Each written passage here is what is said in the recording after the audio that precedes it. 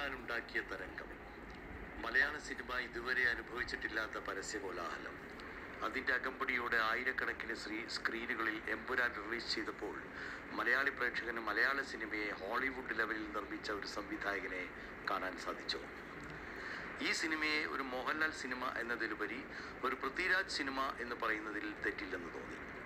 അതിമികച്ച മേക്കിങ്ങിലൂടെ Prithviraj Bollywood Hollywood സംവിധായകരുടെ നിലയിലേക്ക് എത്തിപ്പെട്ട പ്രതീതി ജനിപ്പിക്കപ്പെട്ടു.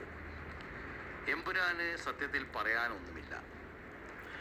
ഉള്ളത് ലോകത്തിലെ വിവിധ ലൊക്കേഷനുകളിൽ കാണിച്ച മേക്കിംഗ് അപാരതകൾ മാത്രം.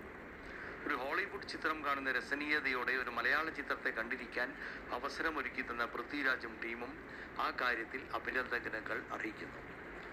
നമ്മുടെ ഒരു ലോജിക്കിനും നിരക്കാത്ത കഥാഗതി, കേരളത്തിലെ രാഷ്ട്രീയമെന്ന് പറഞ്ഞുകൊണ്ട് ഇന്ത്യയിലെ രാഷ്ട്രീയത്തിൻ്റെ ഒരു വകഭേദം സ്ക്രിപ്റ്റിൽ ഉണ്ടാക്കിയെടുക്കാൻ മുരളി ഗോപി എന്ന എഴുത്തുകാരന് സാധിച്ചു. മികവുറ്റൊരു തിരക്കഥ എന്നൊന്നും പറയാനില്ല. ചിത്രത്തിലുടനീളം നിറഞ്ഞു നിൽക്കുന്നത് പൃഥ്വിരാജ് എന്ന സംവിധായകൻ്റെ ക്രാഫ്റ്റ് തന്നെയാണ്.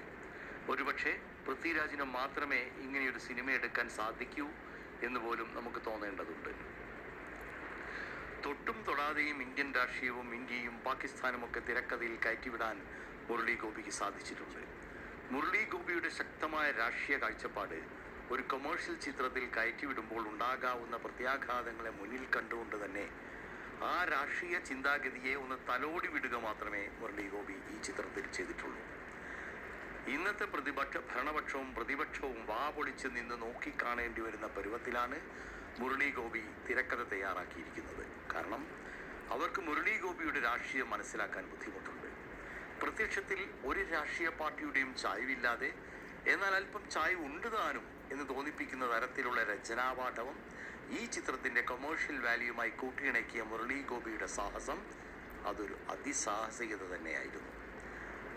സ്റ്റീഫൻ നെടുമ്പള്ളി എന്ന കേരളം നെഞ്ചിലേറ്റിയ ഒരു കഥാപാത്രത്തെ മോഹൻലാൽ വീണ്ടും അവതരിപ്പിച്ചപ്പോൾ സ്റ്റീഫൻ നെടുമ്പള്ളിയുടെ മറ്റൊരു മുഖമായ ഖുറേഷി എബ്രഹാം അദ്ദേഹത്തിന് അവതരിപ്പിക്കേണ്ടി വന്നു.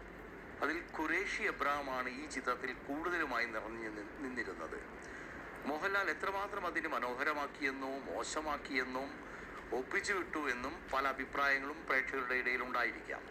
കാരണം മോഹൻലാലിന് ചേരുകയും ചേരാതിരിക്കുകയും ചെയ്യുന്ന ഒരു വേഷമായിരുന്നു ഖുറേഷി എബ്രഹാം. തിരക്കഥയുടെ ശക്തി കൊണ്ട് തന്നെ മഞ്ജു വാര്യരുടെ പ്രദർശിനി രാംദാസ് ഈ ചിത്രത്തിൽ കയ്യടി നേടി. മൊത്തത്തിൽ ഒരു പാൻ ഇന്ത്യൻ ചിത്രമാക്കാൻ ശ്രമിക്കുകയും അത് വിജയിക്കുകയും ചെയ്ത എമ്പുരാൻ മലയാളിക്ക് ഒരു ചെറിയ വിരുന്ന് തന്നെയായിരിക്കുമെന്ന് പറയുന്നതിൽ യാതൊരു തെറ്റുമില്ല. നന്ദി, നമസ്കാരം.